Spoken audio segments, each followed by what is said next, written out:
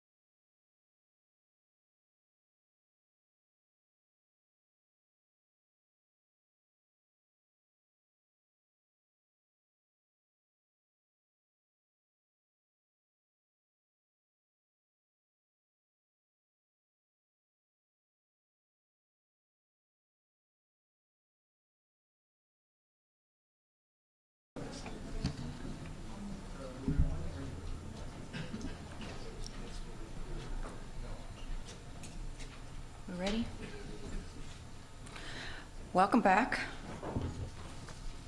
We will now reconvene in open session. The time is 10:21 a.m.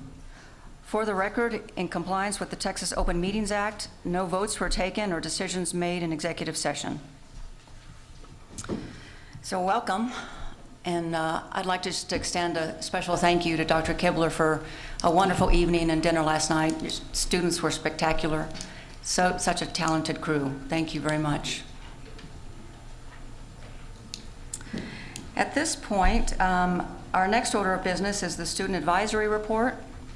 And I'd like to thank all of the SAB members for being here today. I know many of you traveled a long way, some of you from Southeast Texas. So thank you very much for being here. We enjoyed our breakfast with you this morning, and we look forward to hearing more from you this morning. So at this point, let me ask each of the presidents to introduce their SAB members. And Dr. Renard, why don't we start with you?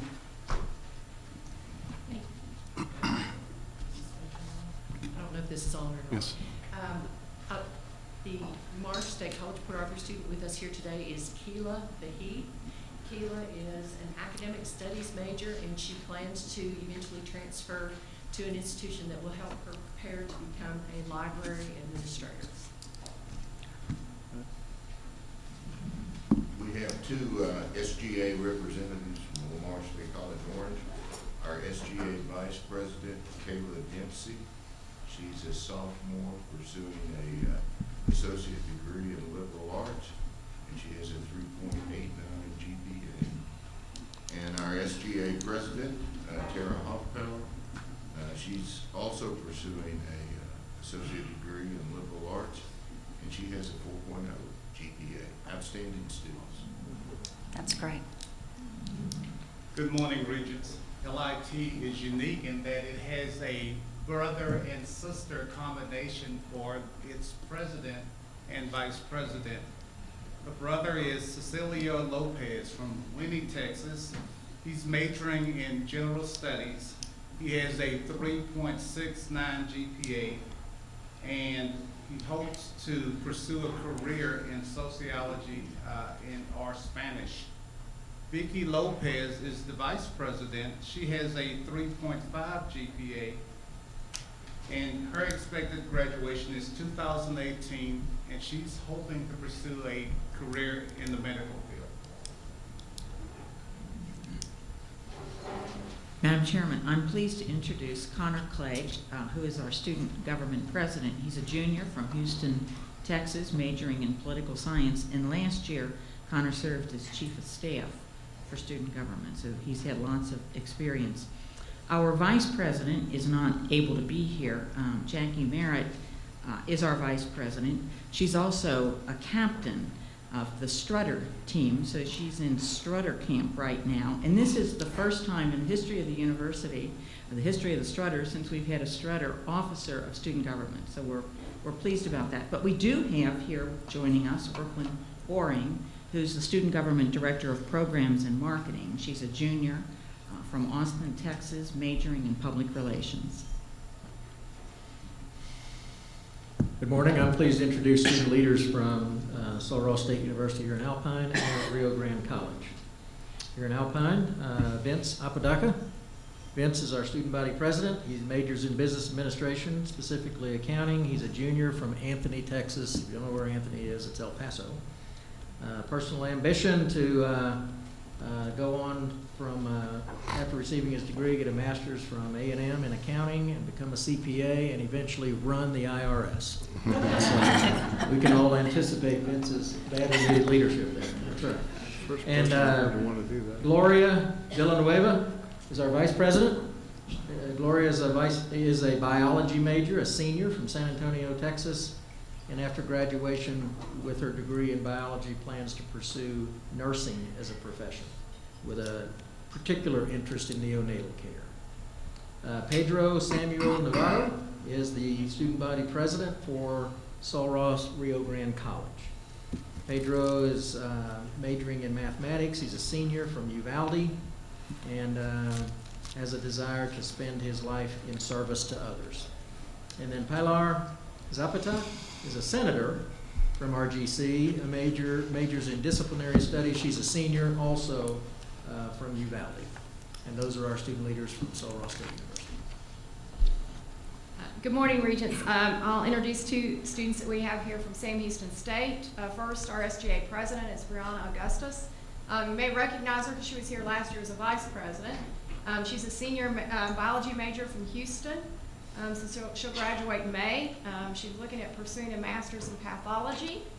She also, one of the interesting things is the head volleyball coach for the Texas Diamonds Volleyball Club in her spare time. Next is our SGA Vice President, David Eller.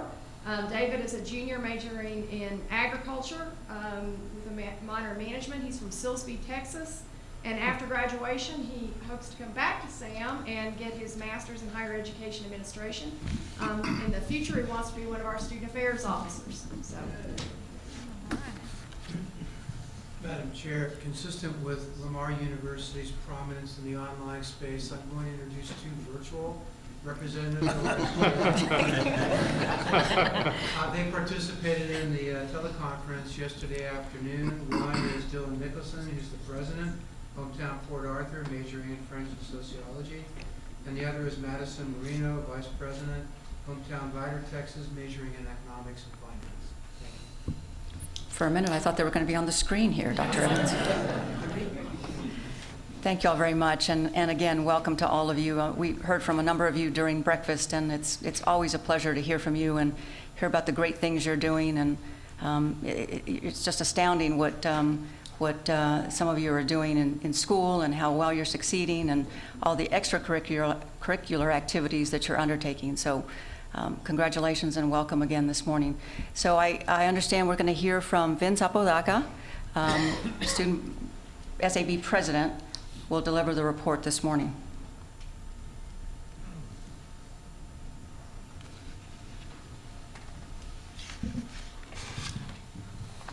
Hello, Chancellor McCall, Madam Chairman, and members of the Texas University System Board of Regents. Good morning. I'd first like to welcome you all to Alpine and to Sul Ross State University. I know it's a long travel for everyone. SAB would like to thank everyone, everyone involved in making these past couple of days amazing for the Student Advisory Board. This is our first official meeting of the year, and we consist of 15 members at the moment. We are excited to begin another successful year and plan to work diligently to discuss and address issues that will have a direct impact on the students of our institution. Most of our institutions haven't really been involved in the summer because there's no actual long semesters. So we decided to take this meeting in a different route and discuss the positive impacts that our schools are looking at and express what we're proud of. So we would like to acknowledge the positive initiatives and updates that are going on at each component. Each campus shows a program or event that they are proud of and are working to diligently continue developing. Lamar University is taking an initiative to help improve their dining services. Lamar State College Orange is in the beginning stages of creating a food pantry program for students in need. Their campus has a high number of non-traditional students with children and families, and their goal is to lessen the burden of college expenses and decrease stress so students can focus more on their studies. Lamar Institute of Technology will be hosting different activities and events, such as domestic violence awareness seminars and self-defense classes, as well as other cultural events to create a safe and integrated environment.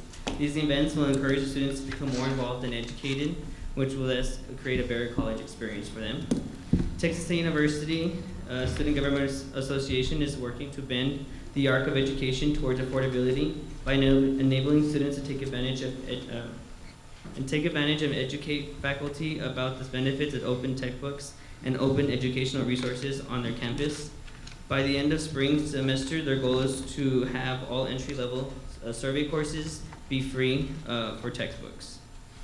Every year, Lamar State College Port Arthur hosts a food drive on campus in the month of November. For 2.5 weeks, the students, teachers, and staff donate canned goods that are delivered to the city food bank. In the past, the most Lamar State College Port Arthur has received was 6,500 canned goods. Recently, they've only been receiving 2,500 due to the decrease in student enrollment.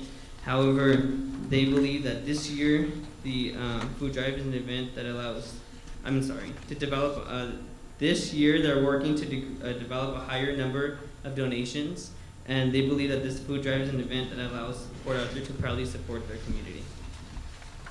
So Ross State University's bookstore is participating in price matching. So they're going to allow students to price match their books that are on Amazon, for example, to help make it more affordable. So this allows students to save time and money because they will be able to receive the books right there at the bookstore. So Ross RGC has continued to advocate for the use of the green fee to purchase 3 hydration stations, 1 for each of their locations. Especially for Del Rio, because they have softeners that alter the taste, color, and smell of water dispensed from the fountains. SGA believes that the investment will be well received by the students, faculty, and staff. Sam Houston State University would like to take this moment to recognize the student regent. This is, which is Caitlin Tyra from their campus. This is the 3rd year in a row that they're able to have a student regent from their campus. So if we can please give her a round of applause.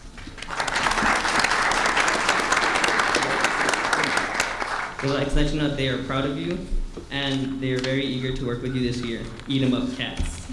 Giving them a logo, just saying. Next on our agenda is a civil unrest readiness plan and recommendment to the First Amendment. As the coalition of student representative leaders from across the system, we recognize the urgent necessity to be prepared to lead our respective student bodies throughout the current climate.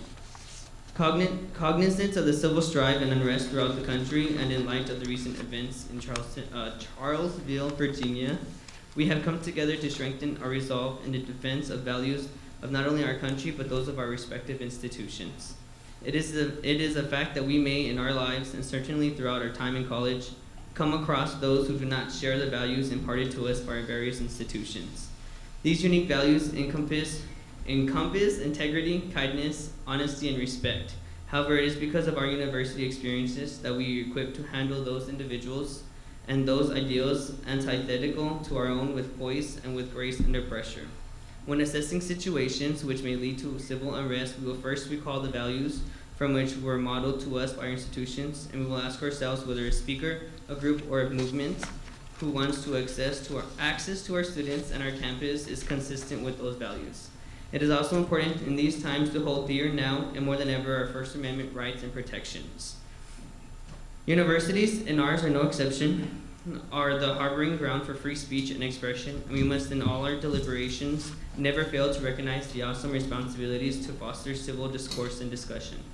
Finally, we recognize the importance to ensure that our students and any guests act in accordance with each of our institutions' policies and procedures. We believe that it is from these debates, discussions, and disputes that are bound to happen on our campuses that we will test our iron and grow as a civil-minded patron of our society.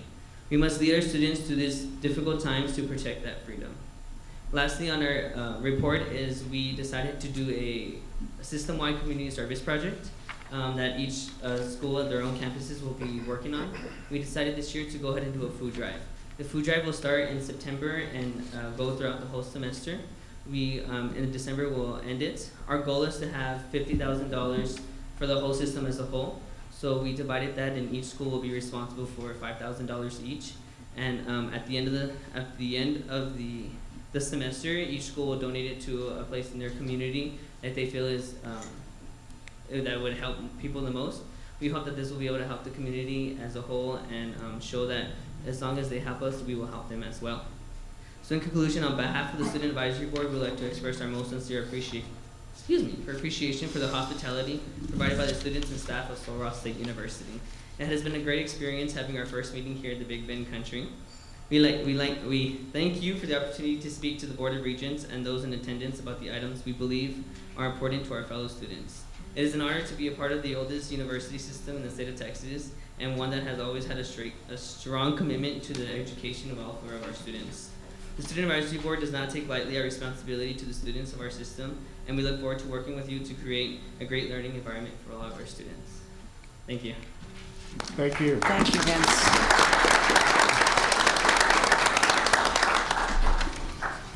Thank you, Vince. Appreciate that very much. We also don't take your words lightly either. Very, very good to hear what you had to say this morning. Regents, any questions or comments? If none, thank you again. Our first order of business today is the remaining action item from the miscellaneous agenda. This item is a walk-on item. The materials were received too late to be included in the board book. You have a hard copy at your place, and Carol is putting the motion, or the item on the screen. Regents, as you will see, this is a resolution in honor of Dana Rogers, Vice President for Finance and Operations at Lamar State College, Orange. Dr. Shahan and Ms. Rogers, will you please come to the podium?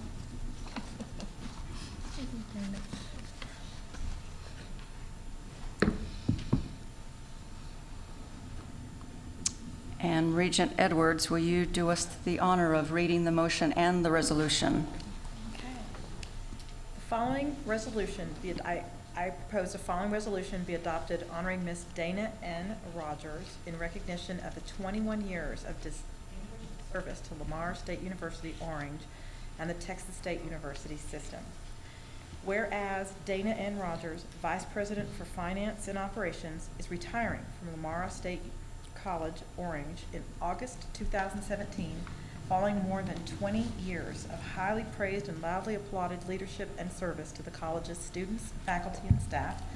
And whereas Ms. Rogers earned a Bachelor's of Science in Accounting from Louisiana State University and became a certified public accountant, preparing herself for a career in higher education, finance. And whereas Ms. Rogers joined Lamar State College, Orange in 1995 as an accountant, moving to Director of Finance in 1998, and in 2006 she became Vice President of Finance and Operations and has led the college's Finance and Support Services Division with clear vision, careful attention, abundant skill, and an unwavering commitment to excellence, guiding the college through unprecedented growth, achievement, and recognition.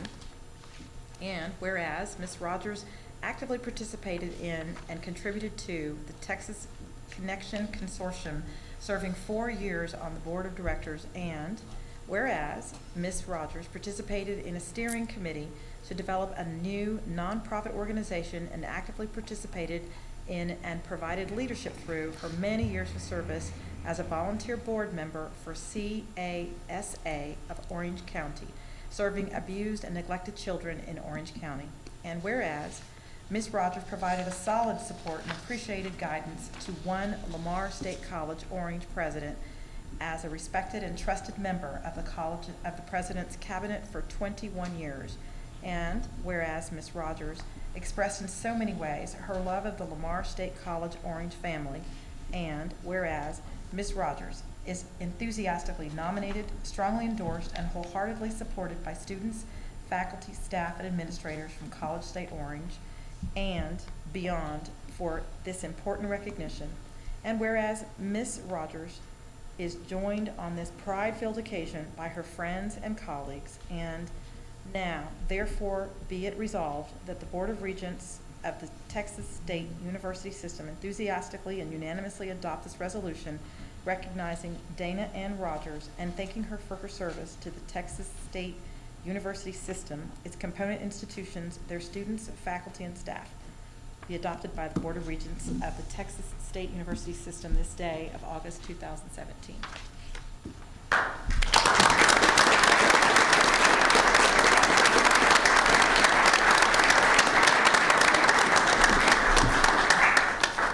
Regents, there's a motion. Is there a second?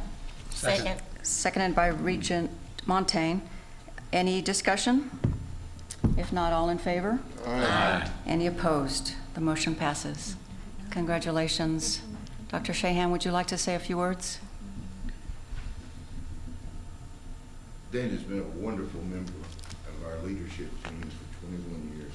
She's a great accountant. She has extensive knowledge of higher education finance in the state of Texas.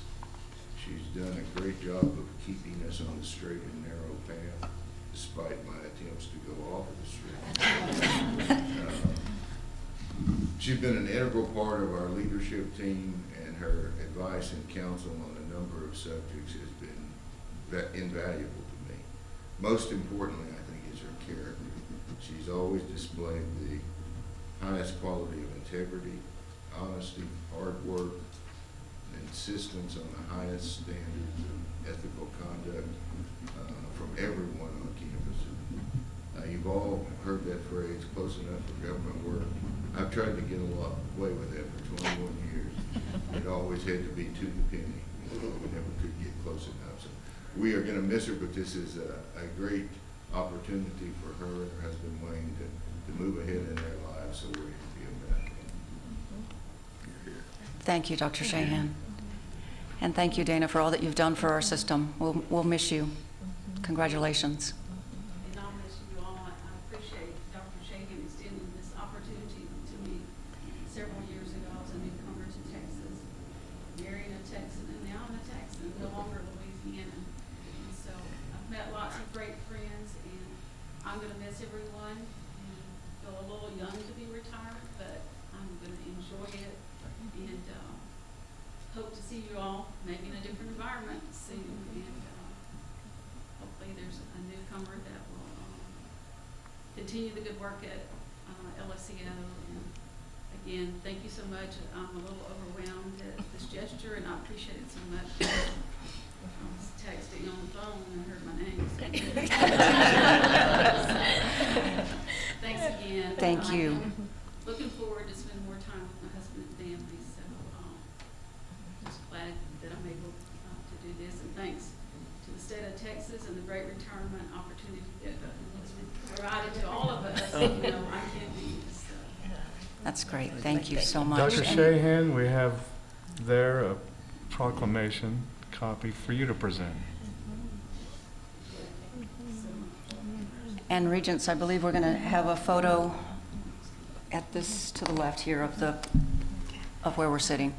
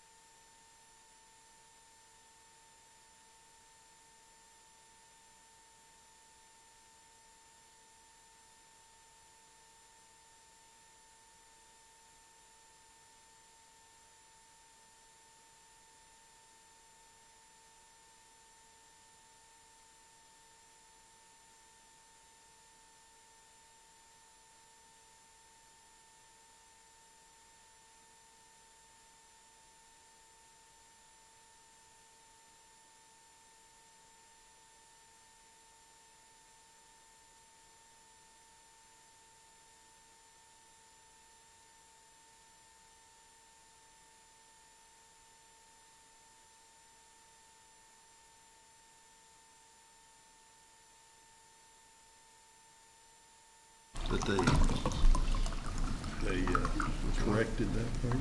No, I never had it fixed. It's a very small population that function on ACL. If you're in super shape, you're required. Okay. Thank you all again. I've got to lose the job. Our next order of business is the campus update. The update will be presented by Dr. Jim Case.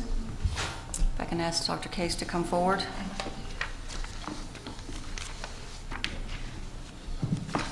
Good morning. Good morning. morning. Chair Salazar and Regents. In 1917, Texas State Senator Benjamin Berkeley and his colleagues, after years of trying to secure a state university for the Trans-Pecos Big Bend region, telegraphed to the Alpine Commercial Club from Austin with the good news that, after a long, hard struggle, we have succeeded in securing passage of the Sul Ross Normal Bill. This means the dawn of a new day. 100 years later, the residents of the Big Bend, Trans-Pecos, the Middle Rio Grande, and the entire state of Texas are the beneficiaries of the legacy of those visionary founders of Sul Ross State University. Texans, through their state legislature, established a college in Alpine and the Big Bend region, not because of population density, but because of the belief that higher education and the benefits of higher education should be made available to all within our state. When the enabling legislation to create Sul Ross State University was passed in 1917, the population of Brewster County was 5,220. Today, it is 9,232, 1.5 persons per square mile. As Sul Ross State University's first century comes to an end, we find ourselves reflecting and assessing and celebrating our service to the citizens of Texas and the regions of this university, the regions that this university serves. In this video, we introduce you to 3 recent graduates. We learn of their lives before Sul Ross, we learn of their lives at Sul Ross, and we learn of their accomplishments since graduation from Sul Ross. Let's view the video.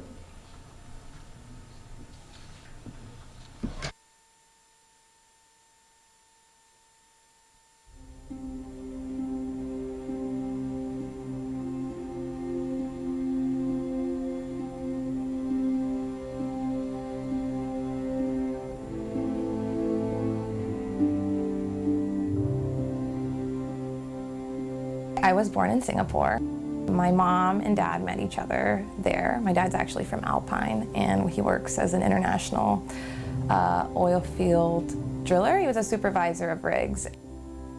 So I grew up in Singapore till I was about 8 and a half, and we moved to Alpine. The adjustment was hard because my mom is illiterate, right? So in both her mother tongue. So she's illiterate in English and Malay. And so when my dad worked, he left a lot because of the nature of his work. It was 30 days at home and 30 days, offshore.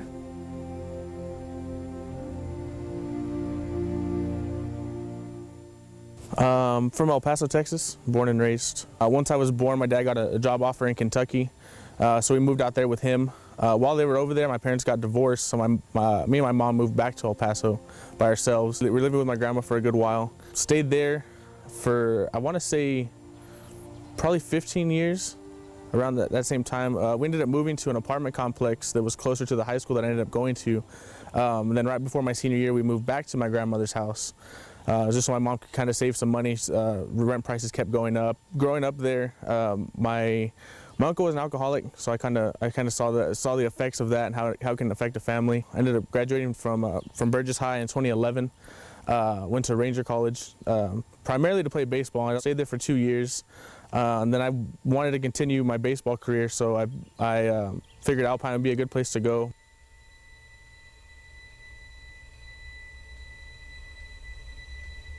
I grew up in the projects in New Orleans, Louisiana. The projects was called the St. Bernard Projects. It was the 7th Ward in New Orleans. It's split up by wards, and 7th Ward was one of the dangerous wards to live in.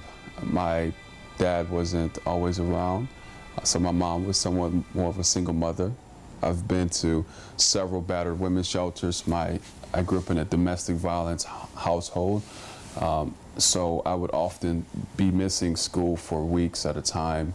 My dad dropped out of high school. My mother barely finished high school. I'm real fortunate. I would have followed my dad's footsteps possibly. Maybe would have been one of the drug dealers on the corner. I ended up being the writer for the family at about age 9. which meant, I had to write checks for groceries, or when bills came in, I, saw that we owed whatever and then wrote the check, and then she'd sign her, I'd tell her, this is where you sign your signature, and then that was it. So we'd have to estimate the cost of the groceries while she's shopping, because I can't write the check in front of the cashier, because that would be embarrassing to her. Like, it was a huge secret that she was illiterate. So she'd hand me her checkbook, and I'd like put it in the waistband of my pants, and I'd like power walk to the bathroom, then write the check, and then handed it back to her. I just let her like plop it in her purse. I don't think I knew that that wasn't something that most other kids did until I got older. I don't think I was ever embarrassed for her. I think I felt bad that she couldn't, especially when it came to, because she loves to cook. So when my mom,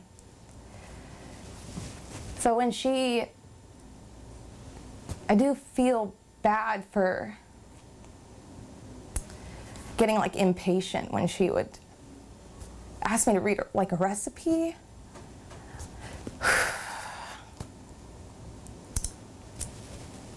Like, it's something so small, like she can't read like to put butter in something. Like, we take it for granted that we can just go outside and know that a sign says something. Like, she goes through her day having to hide something because she never had the opportunity to go to school, because that wasn't allowed. Like, she wasn't allowed because she was a girl. Like, that was straight up what her dad told her. Hurricane Katrina was a blessing in disguise for my life.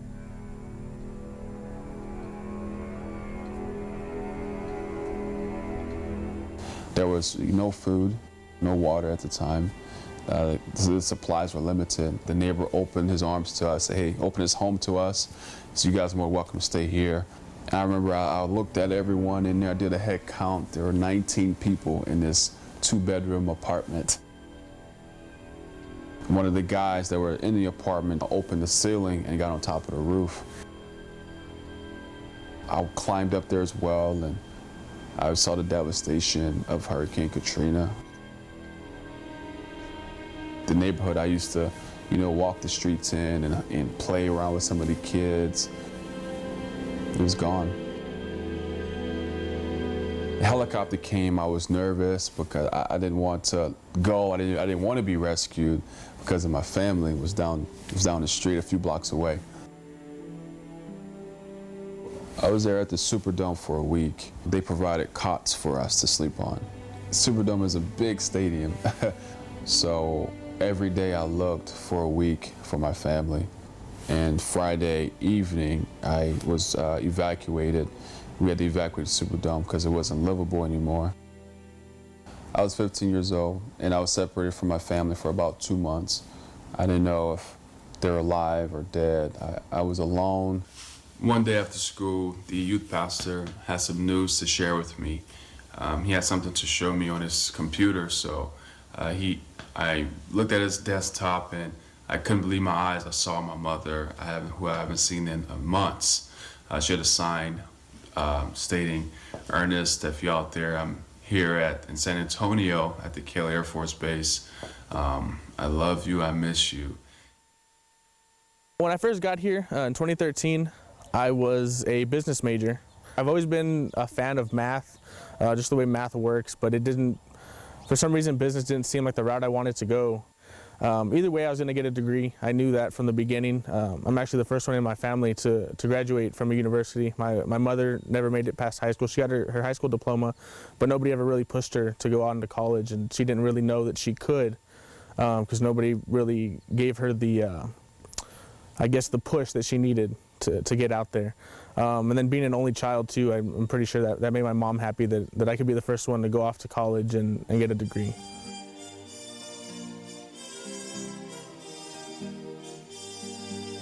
I believe Sul Ross helped me decide what I wanted to do for a living, kind of pushed me in the direction of law enforcement, especially with the people that I met here at the university, friends, professors, and they kind of pointed me in the direction that I feel if I would have gone to a bigger university, I would have turned into a number and I kind of would have been on my own. There wouldn't really be anybody to kind of help push me. I always kind of knew I wanted to do something law enforcement related, but I didn't really know until I came to Sul Ross and finished my degree here that I wanted to be an actual police officer. I became a single parent at the age of 22. My daughter Amora was 14 months old at the time, so she sort of went to school with me. Those services on campus, the accommodation ones, definitely set me up for success. I was able to afford rent on my own while I was working part-time. I was able to be very close to my classes and then be able to go back home if I needed to switch laundry from the washer to dryer. So little things like that where you can't not have your kids' clothes clean the next day. It's okay if you're so it's it's little stuff like that where I was able to be a parent and a student at the same time because the housing. While I was at Sul Ross, I was also a McNair Scholar. So I got into media effects research, which I found really fascinating, but also balancing that with raising a child, having a part-time job, and regular schoolwork. I think I took 19 hours at some point at Sul Ross, so became like, wow, I don't know if I don't know if I can do this. And I look back now and I'm like, wow, I think all those adversities actually geared me up to feel like I could do those things. When I graduated from Sul Ross, it felt as much of my accomplishment as it did Amora's. Natalie M. Patillo, communication, cum laude. Because I felt like, she had gone through this process of me getting an undergrad degree, right? And she was right along with me. She was cheering for me. I settled down in San Antonio with my family, my siblings, my brother and sister, my mom and dad again. But I got involved with football, and the things at home were rough still. My both parents battled with substance abuse, so the police, my dad and I got in a big argument, big fight, and the police got involved, and they knew what was going on. They removed me, my brother and sister and I from my parents, so I went into Child Protective Services. My siblings and I went to the a long-term facility, youth alternative facility called Meadowlands. It was located in Bernie, Texas. We stayed there for over a year and a half. I was involved with football and sports, and Bernie Star, the newspaper, local newspaper there, decided to do a story on us. And one family in particular, they fostered us, all three of us. They did all the classes in record time, and that's when things started to really turn around for me and my family. I had other universities that were looking to recruit me, scholarships, and I've never really thought about college until my junior year in high school. In my senior year, I got hurt. I tore my ACL and MCL. I tried to talk to other colleges, and just my injury alone was a little scary, a risk for them. So, but one day, Sul Ross head football coach reached out to me and wanted to meet with me in a hotel, and we talked, and he thought that I could be a great player for the football team. I play middle linebacker, and he thought I can start my first year. So that's how I went to Sul Ross. I really applaud Student Support Services for being there for me. They're my guiding light that helped me learn how to, study habits, how to study, how to take notes in class, how to organize my semester to be set up for a success, to make sure I pass all my classes, get all A's, is the goal. So Student Support Services were there for me. They pretty much grabbed me by the hand and showed me the way. My first time in college, my parents did not attend college. I at least graduated from college, and it was my first in my family. The advice I would give to somebody starting out would be to just stick it out. Sometimes the classes seem like they're going to be kind of tough. They're going to give you a lot of homework. But if you just stick it out and you show up to class, you do the homework, the professors here are going to do everything they can to help you out. They're gonna see you through. They're gonna make sure you graduate. This past May, I graduated from the journalism school at Columbia here in New York City, and I have a Master's of Science degree in journalism. And now I'm working full-time as a copywriter, content editor for a commercial website. And I also freelance pretty avidly for multiple outlets. Recently, I've written for Vice. I also write for Pacific Standard Magazine. I write for Eater. I write for New York Magazine. I write for The Nation sometimes. So most of the skills I've learned at Saul Ross has helped me with the business that I have today in real estate and also in the healthcare industry.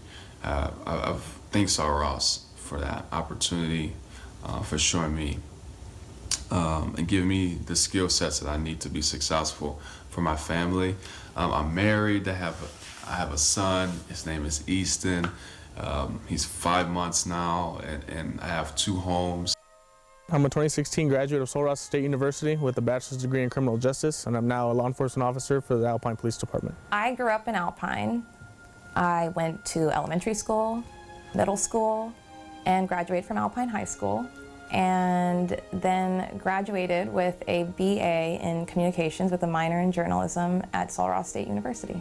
I'm a graduate of Saul Ross 2013, graduate of communication, and again, thank you, Saul Ross, for making my dreams come true.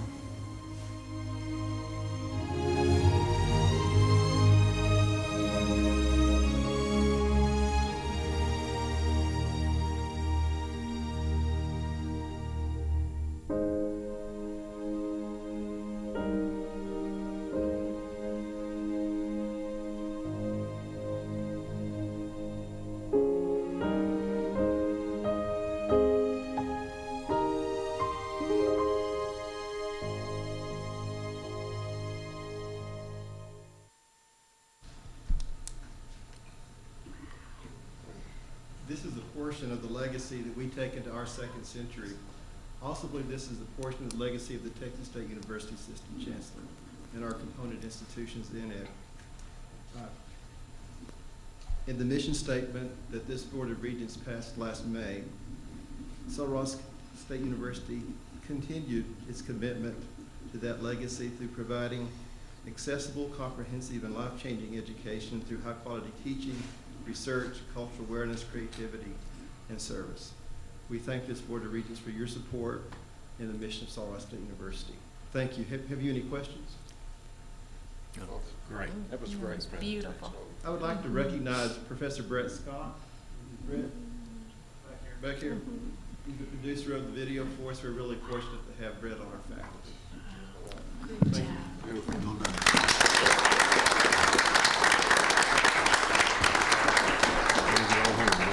I will mention, Madam Chairman, that in front of these replacements, we put our Yes. 20-minute centennial seal coin. We take home and others that are in the audience. Thank you. Thank you. It's beautiful. And that was a moving tribute, really, to all that you do. So thank you, Dr. Case and Dr. Kibler, for sharing that with us today. Okay, next up is Texas State University System Foundation update. So if I may ask Executive Director Mike Wintemute to step forward for his presentation.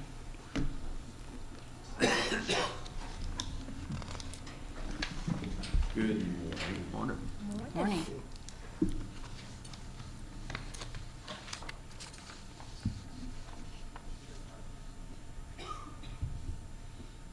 That would help. There we go. Last week, the Board of Directors approved the Foundation's operating budget for 2018. We close out the current year with $398,000 in new income, not including change in market value, and $1.1 million in expenditures. Our approved budget for this coming fiscal year is $903,700. That's about $200,000 lower than the current year due to the conclusion of the legislative relations contract with Black Ridge, and also lower fundraising costs in an off year when we're not having the legislative session. And in the new budget, we've also reorganized spending into some new categories to line up our expenditures with key priorities, because every budget tells a story. Nearly half of our spending, $415,000, will go directly to the component institutions to support an array of scholarships, endowments, and other initiatives at the campus level. More than a third of our expenditures benefit directly the system, including debt service on O. Henry Hall and support for the system's outreach and government relations programs. 9% of our spending supports scholarships and awards, and our administrative cost is 7%. I mentioned that the fact that 49% of our budget goes directly to the component institutions. These are commitments made by the Foundation Board some years ago, and our remaining obligation, including the debt service on O. Henry Hall, totals nearly $3.2 million over the next 6 years, or 41% of our funds available of our assets. At the end of the second quarter, the Foundation's investments are slightly more aggressive compared to the previous year after the adoption of a new investment policy for the Foundation. 37% of the Foundation's largest account is invested in U.S. and international equity funds. The remainder is in cash and fixed income to protect the funds that we pledge to the component institutions. Sorry, me going back and forth with my glasses.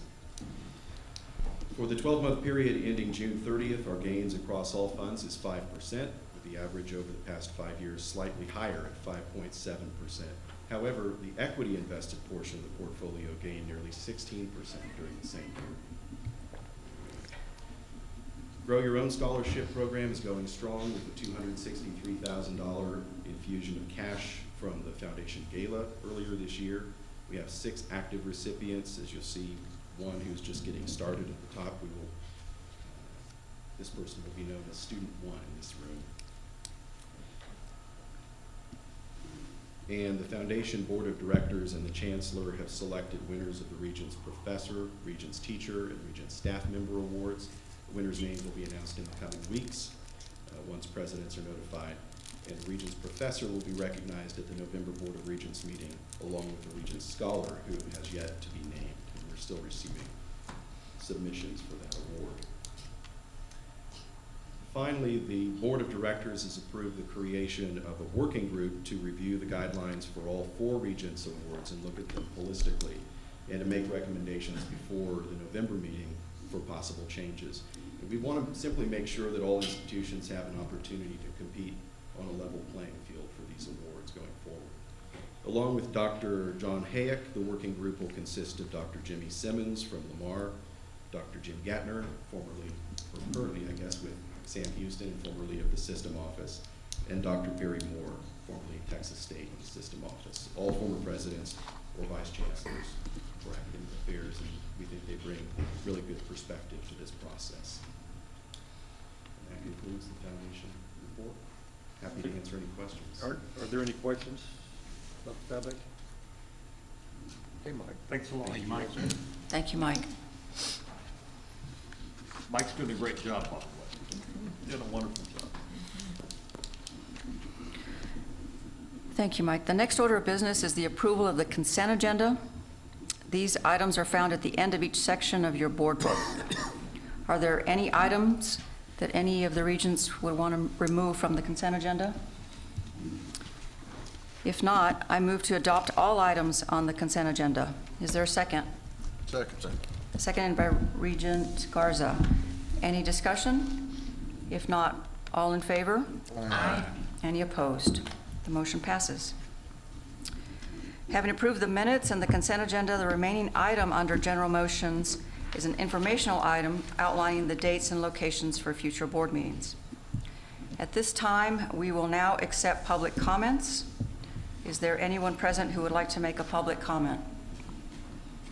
Public comments will be limited to 5 minutes, if so. If not, let me just say that the next quarterly meeting will be November 16th and 17th at Sam Houston State University.